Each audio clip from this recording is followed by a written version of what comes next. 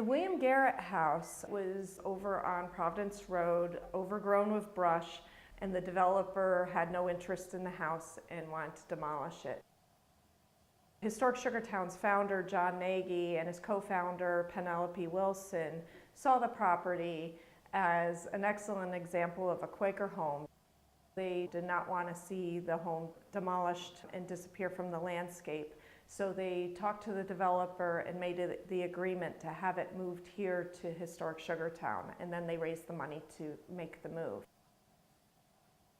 It was jacked up and brought over, rolled over here essentially, pulled by tractor and truck over creek and hill across the way, across Spring Road, and then it was brought to this spot.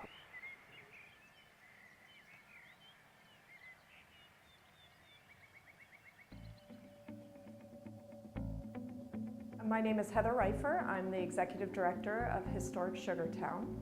Around 1800, 5 years before this building was built, it was only about 25 years after the Paoli battle that took place right down the road. So we're coming right out of the American Revolution. People were coming to this area and starting to settle. The village of Sugartown started developing around this. By 1800, it had a store and a saddle shop and a couple of families that were living here year-round. The William Garrett House was meant to exude all the qualities of Quaker architecture of the time. The circumstances around it, however, are a little more interesting. William was the son of another William Garrett, who owned a significant amount of property here in Town Township. And when William married Anne, she was outside of the Quaker faith. At the time, that was very much taboo to marry outside the Quaker faith. As a result, William was written out of the meeting. They were no longer a member of the Quaker meeting.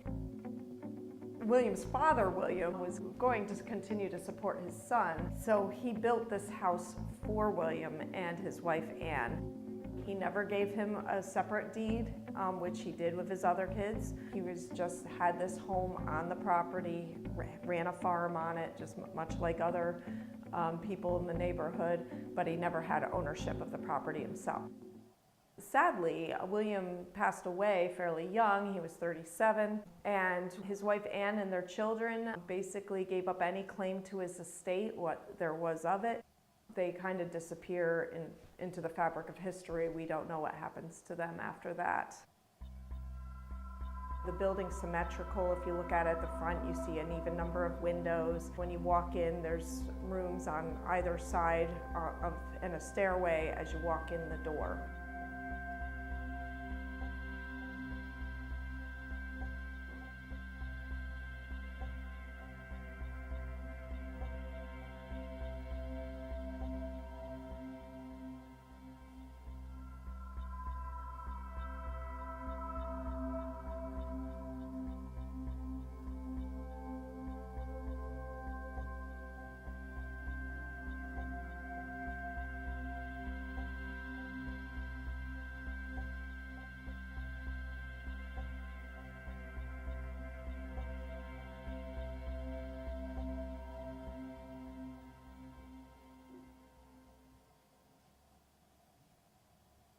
When Historic Sugartown started to restore this building, they went into some in-depth forensic analysis of the whole building. They looked at how the window frames looked. They looked at the main structure. They rebuilt the foundations underneath, copying the ones over at the original location. They also did a paint analysis.